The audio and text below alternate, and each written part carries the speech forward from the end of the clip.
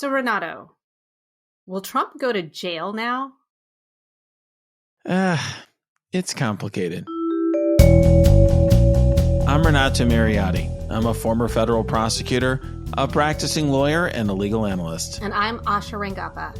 I teach national security law at Yale University. I'm a former FBI special agent, and I'm a legal contributor for ABC News. And we're here to help you understand topics that can't be boiled down into a soundbite or a tweet. I know, right? Well, we did our last, I would say, I don't know, I wasn't drunk, but I was a little buzzed, podcast. On Wednesday, right? Like, Wednesday was it the night before the verdict? It was the night before. Right. And I think we were on track. We kind of nailed it, I think. Yeah, what do you think? Yeah. I think so. I think we definitely laid out, how the jury would be thinking about it. By the way, where were you when the verdict came out?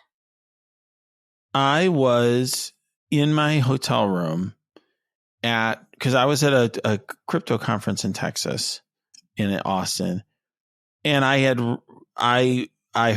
was starting to get texts from all these TV folks, and I reached out because the New York Times, I had written a piece which I previewed in our last podcast. I'm like, I wrote this piece right after closing arguments, and I'll give you a preview of what I'm going to say. And I was going back and forth with the editor, and I'm like, you should get this thing ready to release, because I wrote it essentially assuming that he was convicted, which I thought was very likely. Yeah, I thought it was a really great piece. I meant to include it in my roundup for my Substack. Maybe I'll do it this week. But I was also at a conference. It was not a crypto conference. It was a national security conference. And it was over, and I was headed down, and I see, we have a verdict, like kind of all on my Twitter feed. But then there was this delay where, I guess we were waiting for 30 minutes or whatever. And all that I could think about was, and I tweeted this, the Superman 2 scene where the council is passing judgment on the Zod trio, and they're like, guilty, guilty, guilty, and then they all get sent to the Phantom Zone. Wow. So that was I was really pumped, and I was like, if that doesn't happen, I mean, not that, but sort of some version of that, I will be a little bit disappointed. And in fact, there he was, guilty, guilty, guilty 34 times. And now he's in the Phantom Zone. Well, he's not really yet. Not physically, at least. So, yeah, let's, I guess, what do you feel about the verdict? I think we both kind of got the sense after the closing arguments that the prosecution presented a much more straightforward and clear-cut narrative than the defense did. Yeah, I mean, the defense, it totally mistried the case. I've gotten such a reaction from lawyers across the country to the piece I wrote, emails from all these lawyers all over the place, telling me, yes, I've been teaching trial ad for 30 something years. And, I couldn't and can't agree more, or whatever. I mean, they definitely mistried it.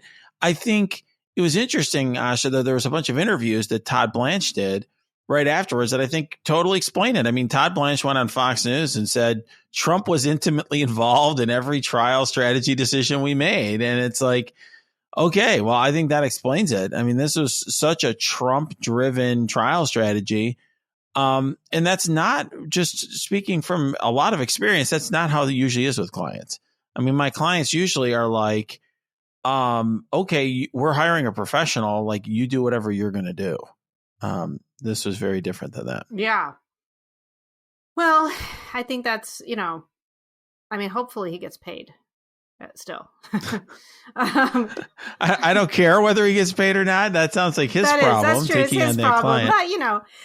But, he did his best, given the client that he had. So what happens now? So this is the question, right? So Trump's sentencing is on July 11th.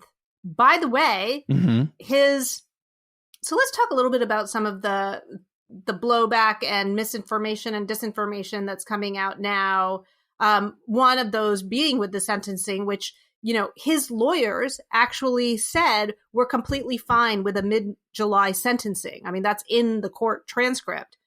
But now Trump is out claiming that the judge has scheduled the sentencing for right before the RNC,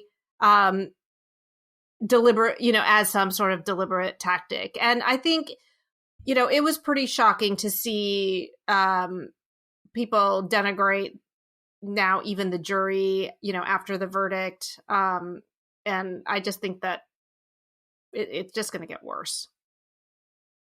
I agree. Trump is doing everything he can to discredit this trial, discredit the criminal justice system. Of course, he's been doing this for a while. I mean, the reason that I started talking about these subjects is back in 2017, early 2017, he fired the FBI director and started trashing the FBI and the DOJ. So this is not like new for Trump. It's just a different level. Instead of trashing federal law enforcement, now we are trashing state law enforcement and the state judicial system. And ordinary citizens at this point. Well, for sure. And there's obviously a concern about their safety and so on. Yeah. So yeah, I agree with that 100%. And he's really aided by a lot of folks in his party who are echoing this stuff, right? The Speaker of the House, among others, who are out there essentially parroting the same talking points. I mean, I was on News Nation at one point this past week, and they had Megyn Kelly on right before me, just trashing the judge, attacking Judge Merchan. And I got to tell you, that guy, and I said this on the air, that guy gave Trump a very fair trial, and in many ways was ruling for the defense on a number of key points over the objections of the prosecutors. I think he didn't want there to be any question whatsoever that he maintain his proper judicial composure, that he was very thoughtful, that he was taking the defense's argument seriously. And yet, nonetheless, he's being absolutely trashed. Yeah. And there's also this idea that somehow this has opened a Pandora's box and this is, unprecedented to do this. I saw a tweet today by Sarah Issiger that was saying, Clinton wasn't prosecuted because there was an effort to be prudent in these kinds of things with former presidents. And, now that kind of seal has been broken. But let's just remember, by the way, that Nixon wasn't prosecuted in part because he accepted responsibility and he stepped down. In other words, he was pardoned because there was some contrition. Clinton, just to make sure we're clear on the record, Robert Ray, who had become the special prosecutor at that time, was planning to prosecute him.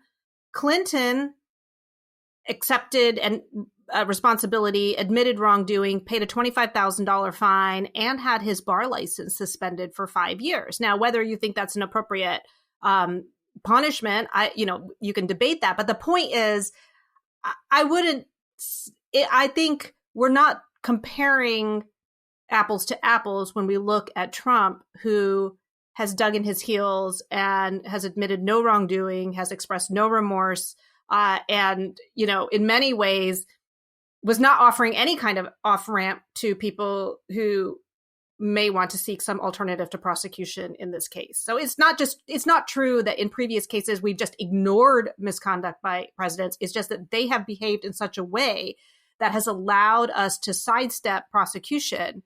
And I think that those conditions have not happened here. Yeah, I mean, I will say just regarding Sarah Isker, she was Bill Barr's PR person essentially during his whole misinformation campaign. And in our second segment, I will talk about her op-ed in the New York Times, which I disagree with. That was very facile. I mean, I think she's more intellectually honest than a number of people on the Trump side, but she's a spin artist and she's spinning this a little bit.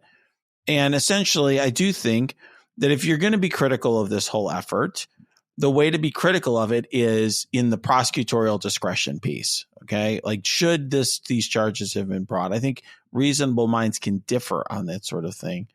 But at this stage, the charges were brought. Trump is, but in the Trumpian attacks are all over the place. Okay. Attacking everyone involved, denying everything, attacking the judge, attacking the individual prosecutors in the case, attacking every witness. And he did get a fair trial. He did a crappy job defending the case. He didn't admit and give an inch, and he lost. And, he basically was treated, in my view, like criminal defendants are treated in the United States of America. I don't think any of my clients get any much of a different shake. I think he was treated better. I think that's probably right. I mean, you could argue it both ways, candidly, but I think that the bottom line is people who are charged with crimes often think it's totally unfair. They just don't have armies of randos who are going to attack judges and jurors at their disposal. But there is an element at times where people feel that way. But the bottom line is, you got a fair trial from my perspective. And now I do think now we're going to get to the stage where I will wholeheartedly agree with you, Asha. He's going to get treated better than other people will, because I don't think there's any chance whatsoever that Judge Merchan is going to send him to prison or even house arrest. And so it's going to be interesting to see what the penalty is going to be here. Why do you say that? Because I mean, honestly, I'm agnostic on this because I don't know what the general practice is in New York for this kind of crime. My understanding, this is a Class E felony, and I think just standing on its own, my understanding was always that for a first-time offender, this type of thing would ordinarily not get jail time. However, Trump continuously violated the gag order. He demonstrated contempt for the court. He's expressed no remorse. He's now out there denigrating the entire process and the participants in it. So I don't know to what extent those factors play a role. However, I'm sure that Merchan has to obviously take into account explicitly or implicitly that Trump is a candidate running for office, that he has a Secret Service detail that presents enormous complications with sending him to jail. So yeah, I've heard commentators argue both ways here. Okay, yeah, I think that's fair. I don't think you and I are completely different in how we are thinking about it, but I guess here's what I would say. You're right that what I have heard from all of my friends who used to be Manhattan assistant district attorneys is that Class C felony of this type generally doesn't get prison time for a first-time offender, which you mentioned. Typically, this particular offense specifically generally doesn't get prison time, the false statements and business records.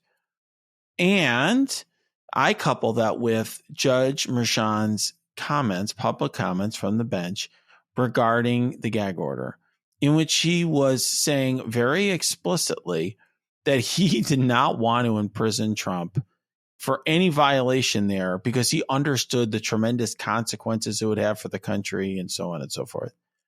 There are different ways of approaching the issue of how to punish someone like Donald Trump. I suspect that, for example, Judge Tanya Chutkan is going to look at this and just be like, okay, you're a defendant. I'm not taking any of this other stuff into account. We got a case. I got a case for me. I'm going to try it. That is not Judge Merchan's perspective. He's clearly and publicly saying on the record that he is weighing its societal impact and so on. And I think if you got a judge with that mindset, that's never going to result in a prison sentence in this circumstance. So then what are the other options? I mean, if he's been convicted, what punishment would you levy? Community service? I mean, what's left? Probation? Yeah, fine, probation, etc. Mm-hmm. And I think people will be disappointed in that. But Merchan is clearly thinking of this, in my view, and it's just an opinion based upon and I'm telling you exactly what it's based on. But I think he's clearly thinking about this from the perspective of how it's going to be perceived by the United States of America and its citizens and the impact it's going to have in the country writ large. And I just think that he's going to be thinking to himself, do I really want to have this sort of situation where I am, sentencing him to a sentence of incarceration or even house arrest in the middle of a presidential campaign? when I just don't think he's going to do that. That's my opinion. If he did sentence him, how long are we even talking about? Like a week? Yeah, I think that's right. There was one case that I had where I convicted the CEO of a good sized company who had caused his employees to make false statements to inspectors and so forth. It was not a good thing. The judge gave him like 1 night in prison. And the judge's view was this guy spending a night in prison when he's used to, whatever, doing quail hunting and whatever his hobbies were, like that would be enough for this guy to get the picture that don't do this again. I think for Trump, I don't think that Trump would get the picture not to do it again. No, I actually think it would embolden him. I mean, I think for him, I think we talked about this in a prior episode, spending a night or two in prison for this guy. That's why I said it for the gag order. I think you just fundraise off of it. He's not going to be in any danger. They'll make sure he's not going to get like attacked by people, and he can withstand a night or 2 or 3 in prison, and he'll just come out. He'll do like he did after COVID. Remember where he was like acting like he had defeated Mothra or whatever. You know what I mean? It's like had his arms up and yes, I've won. I think that's what he would do. He would emerge from the. I mean, it seems like community service could actually be effective for him. I mean, normally we think of it as the flip, right? That community service is sort of a slap on the wrist, but like Trump walking around, whatever, the subway system, picking up trash. Look, I mean, that's where he lived in New York. That's a way of contributing to the, community where he is. And to me, it would be harder to, I mean, I'm sure he would find a way, but it's harder to claim that you're so victimized by having to clean up a park or something, or in other words, community service is less martyring than going to prison. Maybe. Depends on what it is. I'm sure he'll turn that into a fundraising thing too, right? There'll be cameras on him the whole time. He'll spend it, there'll be all this press attention, and he'll spend the time talking about how unfair this is, but he's happy to do it to serve people. I don't know what he's going to say. It is what it is. I've always said on this podcast, I don't think the legal system is going to be the way to defeat Donald Trump, if that's what you're interested in doing. I also will just note for the record, since on this podcast, I've gotten a lot of mean tweets. Asha, I should have like a mean, they have that on, what is it, Jimmy Kimmel, where they read the mean tweets. I have all these mean tweets about my op-ed in the New York Times. Like, you're auditioning to represent Trump. And, he was so obviously guilty that no one could ever win, a trial or whatever. Well, I mean, you're a bootlicker for Trump. One thing that I think it is important to delineate, because you just said, the legal system isn't the way to beat Trump. Here's what I would say. That wasn't the point of this.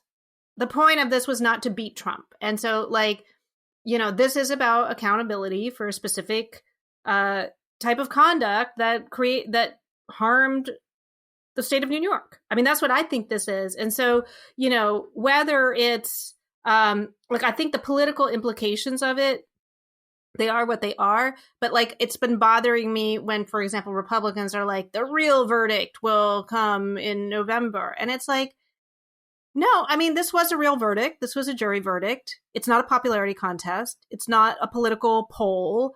It's literally separate. It's based on different criteria. So, I don't know. I think it's important to just keep those things separate. I agree, but I will say it's not just I will say this. I think this is across the board. I mean, people who are sending me mean tweets are not on Trump's team.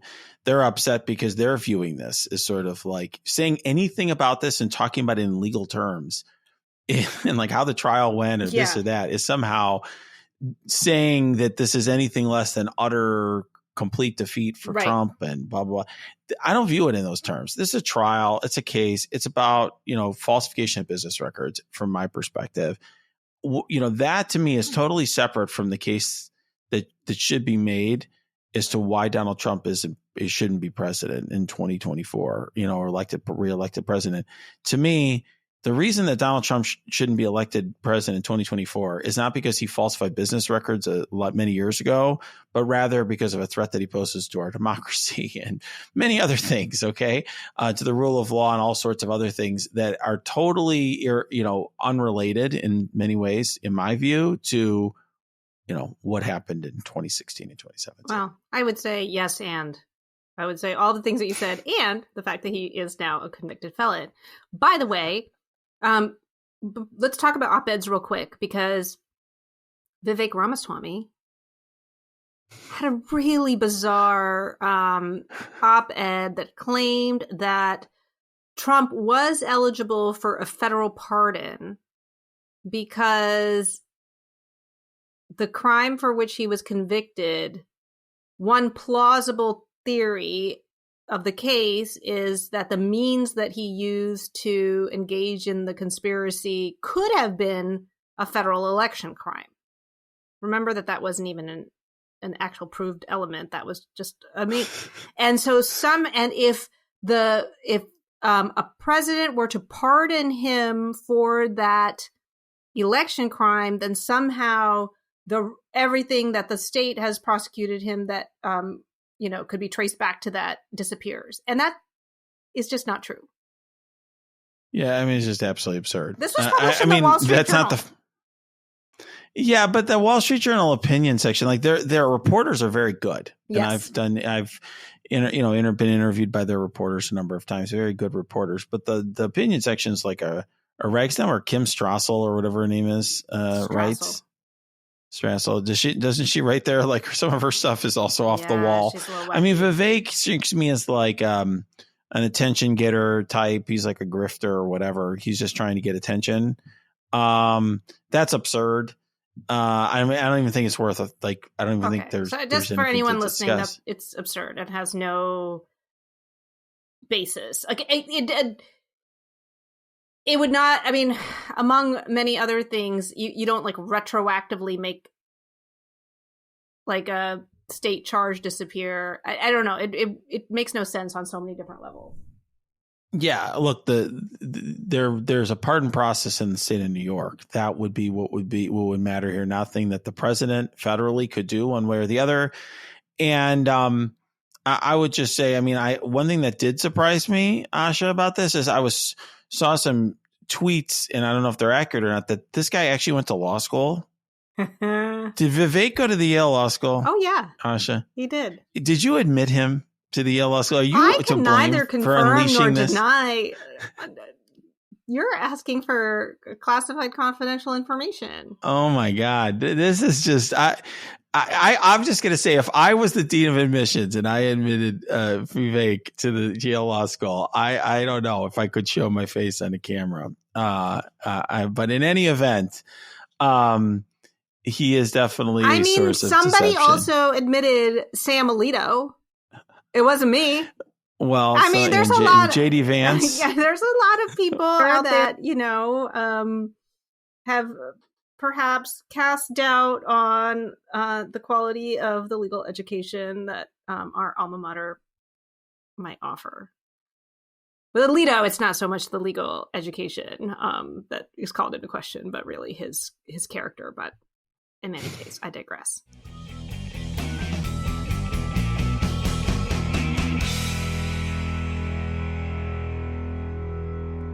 Well, two sides of the same coin.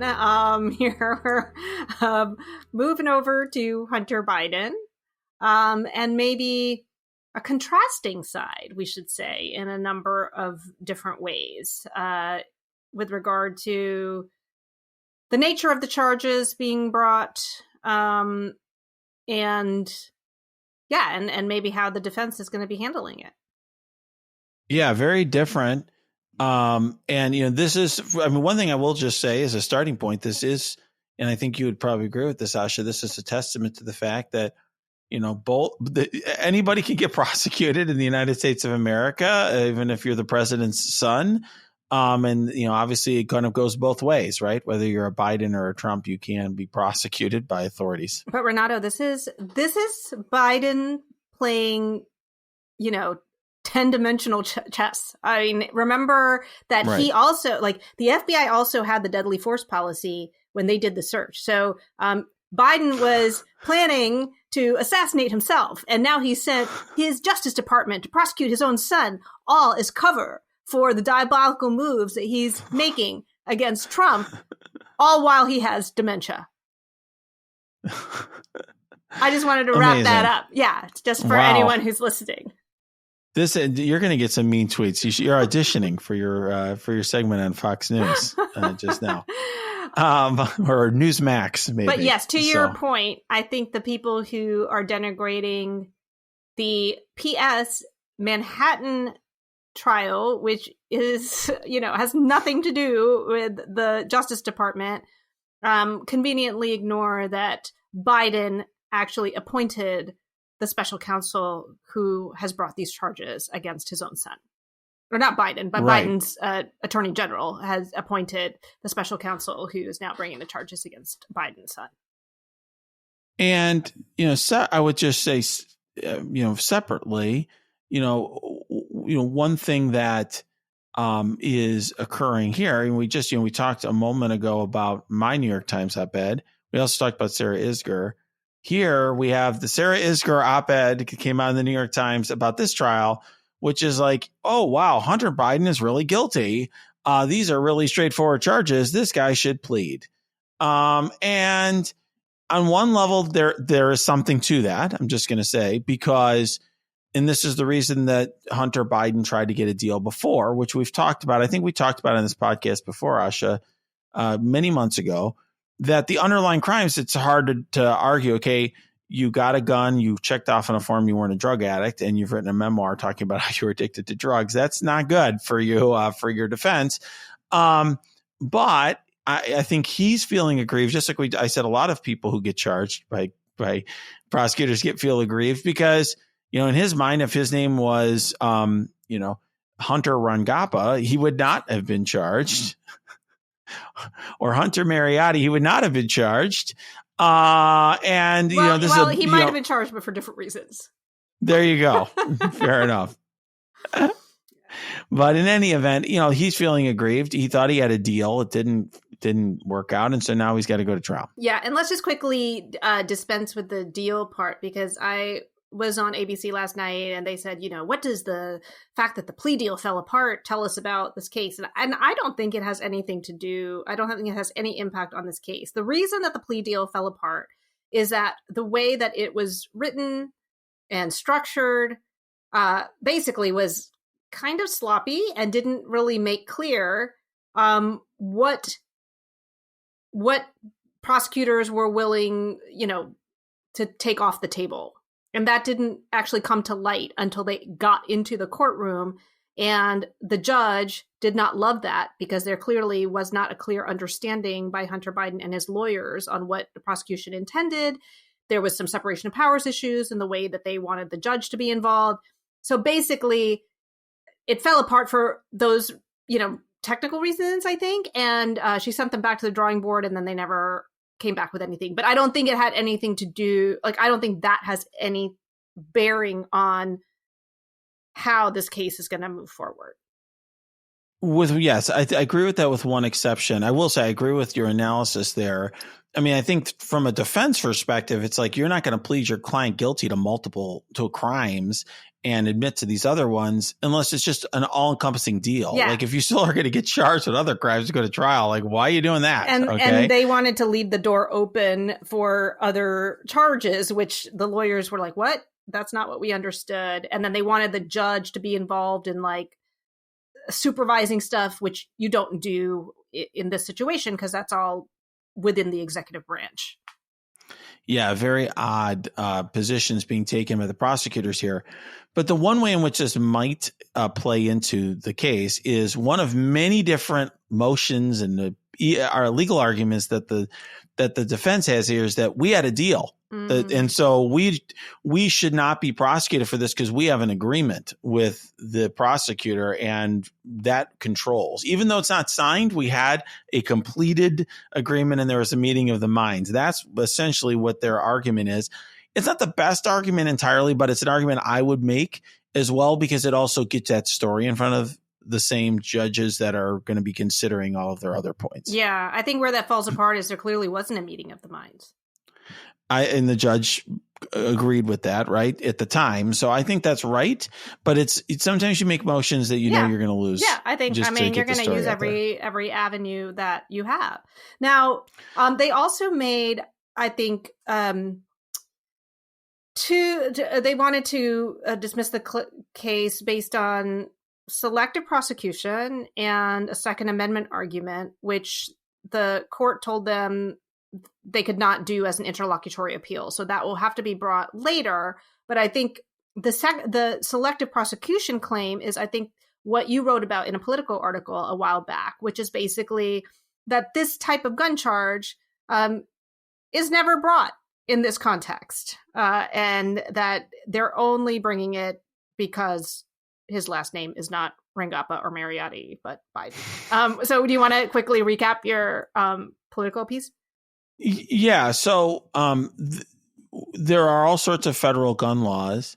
Usually the one that's brought is felon in possession of a firearm. And it's usually done really to get people off the street who are still seem to be involved in crime. That's all they got them on, is the fact that they have a gun, but like they have very extensive violent criminal histories. It's like, okay, this guy's committed 3 murders and we caught him with a gun. We're going to prosecute him federally to put him away for a period of time. If you look at the statistics, this particular offense, like owning a gun while you're a drug addict, is like not really prosecuted at all. And I think there's been an analysis done, and it's never been prosecuted where there's one gun, where there weren't other crimes that were committed in conjunction with it, and so on and so forth. Like basically, this specific situation has never come up. And when you look at the statistics, that particular offense is almost never charged. So it does appear like that's the case. It's another one where I suspect this is more about telling the story than about winning. But it's possible. I could see it possibly working for them. They also have, like you said, that Second Amendment argument, which could be very good in this conservative legal environment we now live in with the Supreme Court, because the Supreme Court's been striking down stuff left and right in terms of how it interprets the Second Amendment. And does this really mean that when people like smoke some weed that they suddenly have lost their individual?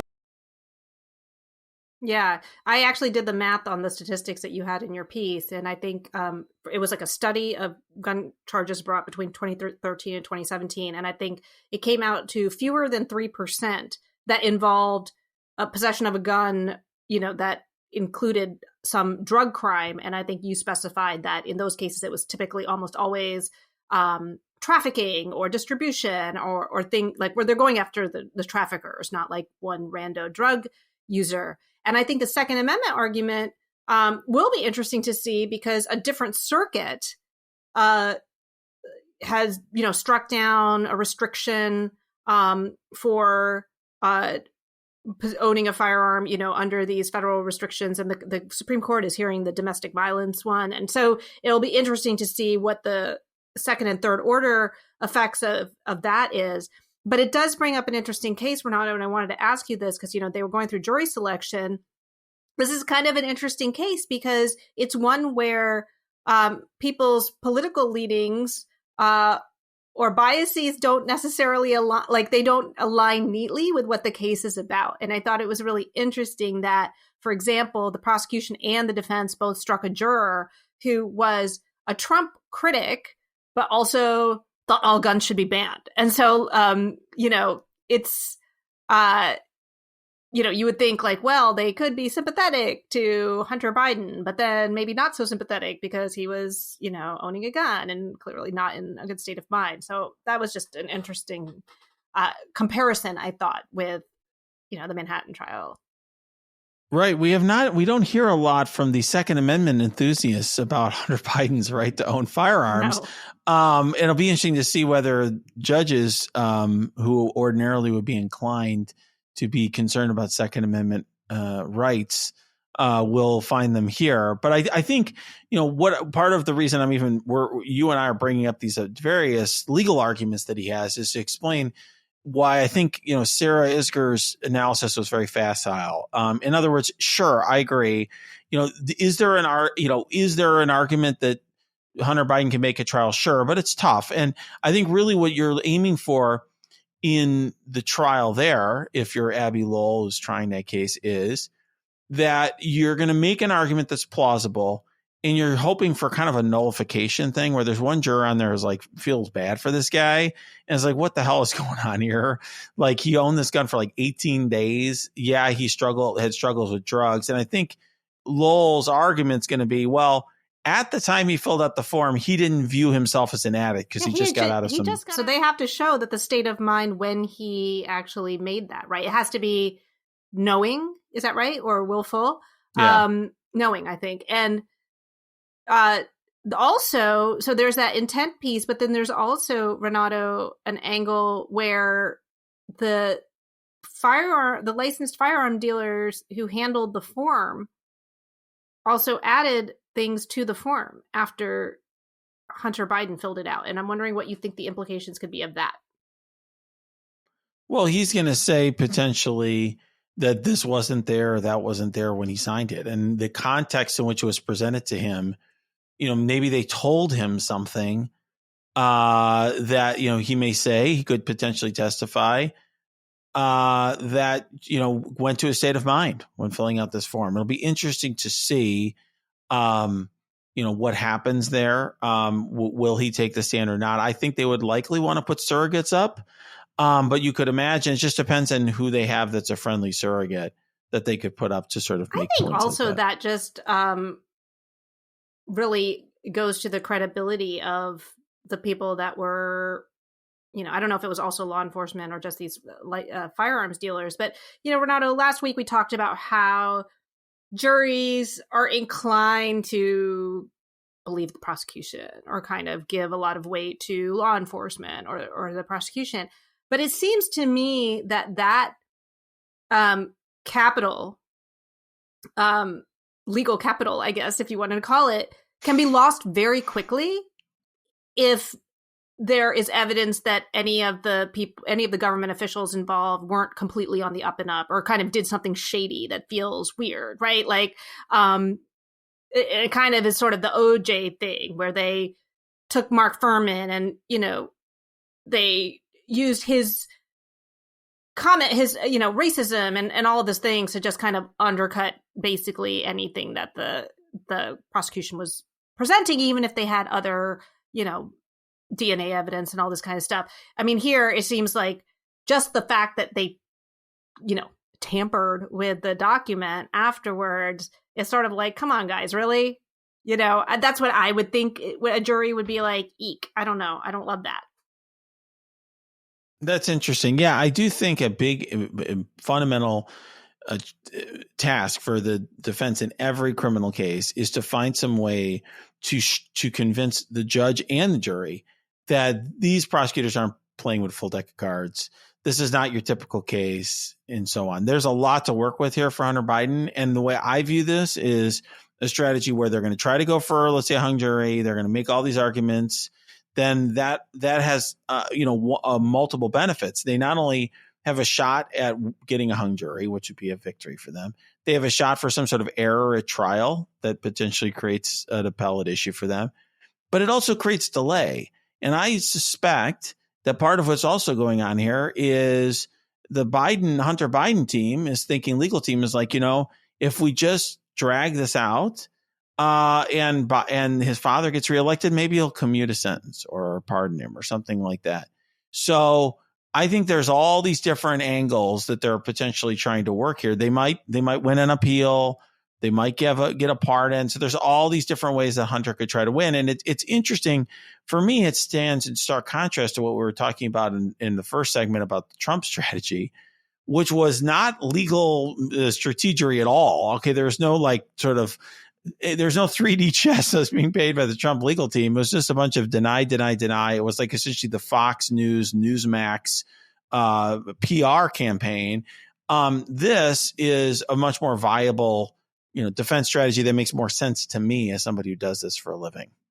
From what I'm reading, Lowell is planning to do exactly what you thought Trump's lawyer should do, which is to be very surgical, to pick exactly the pieces of evidence that to zero in on.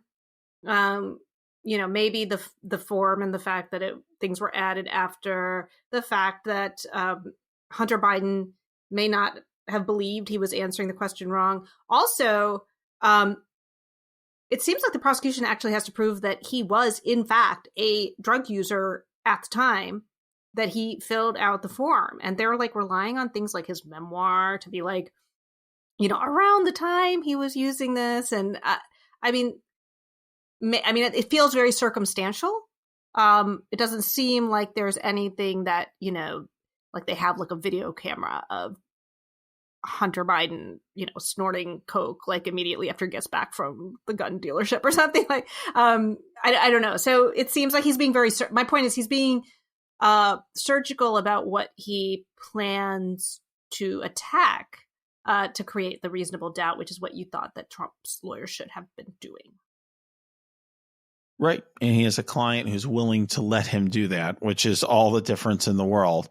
And by the way, before we get to another segment, I will just say this can potentially help you understand why certain people don't get prosecuted for lying to Congress. I get that question from time to time, like, this guy clearly lied in his testimony. It's like, well, proving that somebody knowingly and willfully made a false statement can be more complicated than it seems. And this gives you a little bit. What Asha was just breaking down a moment ago gives you an understanding of why that might be.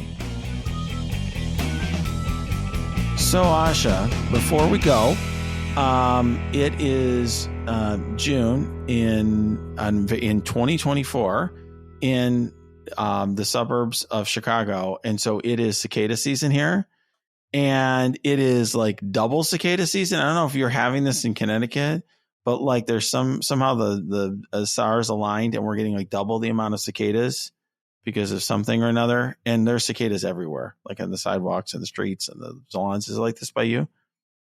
No. No cicadas. There is like cicadas everywhere. I did not really know much about cicadas, candidly, until this, but there are literally hundreds of them on our street and everything, which has had a very significant impact on little Henry. Because cicadas are high in protein and he has multiple liver shunts, so he cannot eat much protein. Oh. So is he trying to eat the cicadas? Yes. At first he thought it was like he was hunting them or playing with them. And then he realized like, oh, I guess they're tasty. I don't know. So he was starting to go crazy whenever we would take him outside, going after all these cicadas. And there's so many of them, like he could just stomp, and wherever you walk, there's just cicadas everywhere. And so, if you're watching the YouTube video, we'll put up a photo. Little Henry now has a little muzzle, that goes over his face, which he does not like very much, and makes him look like Hannibal Lecter in his muzzle.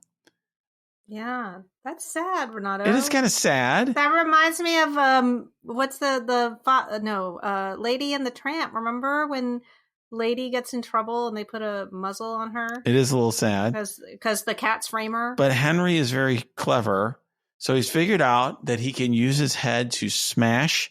He uses the muzzle as like a weapon to smash the cicadas, which he has learned to do with this. So we'll take him for a walk, and he's just like smashing the cicadas with the rubber muzzle. He tries to suck them through the holes of the muzzle. I mean, he's very determined because he's not had this much protein in his entire little life.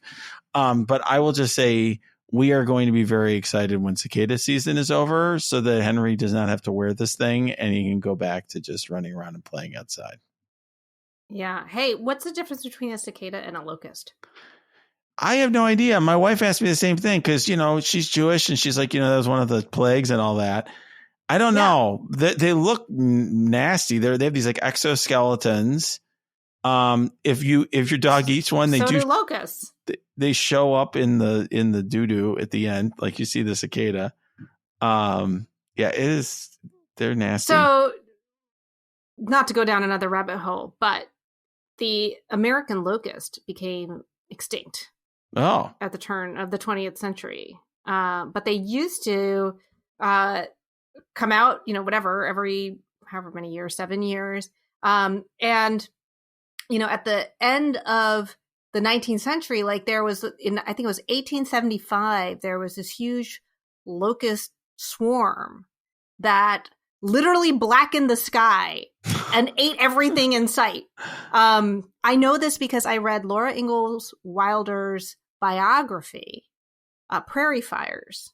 And I was so fascinated and horrified by this chapter that I was like, is this really a thing? And I looked it up, and it was a thing, and there's a whole book on why the locust disappeared eventually. That's amazing. We could tell who the academic is here. Like she's like reading, but there's like books about. I'm reading books about locusts. About locust swarms. That's amazing. And I had no idea. I'm like, what are all these bugs? And my wife had explained it to me. Like, what the heck's going on?